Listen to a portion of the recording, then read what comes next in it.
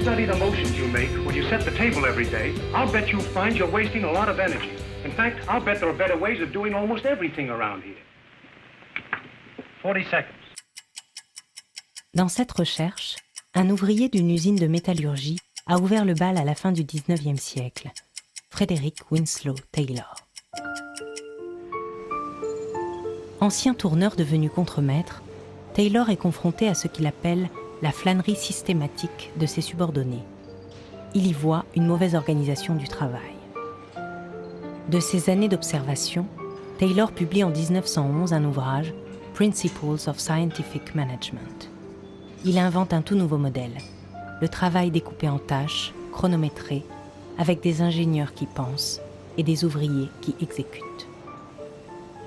La conception du pouvoir qui était derrière, c'était que le travailleur, lui, n'a pas à réfléchir, il a à exécuter, et que ce qui est mobilisé, c'est essentiellement de canaliser l'énergie physique pour la transformer en force de travail dans un espèce de canevas dans lequel les gens sont mis dans des petites cases et où on leur décrit ce qu'ils doivent faire.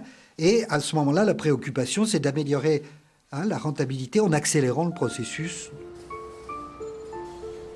C'est la naissance de l'organisation scientifique du travail qui ne cessera plus de se développer au cours du siècle.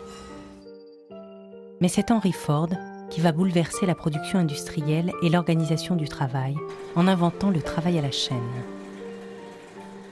Dans son autobiographie, il raconte que cette idée de la chaîne de production est née d'une visite dans un abattoir de Chicago. Entre les deux guerres, Ford affiche sa volonté de vendre à ses propres ouvriers les voitures qu'ils produisent par une politique de doublement du salaire moyen. $5 a day.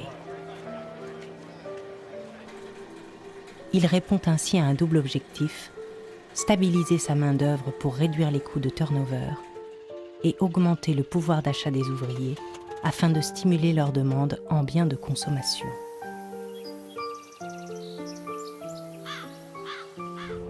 C'est le début de la production de masse.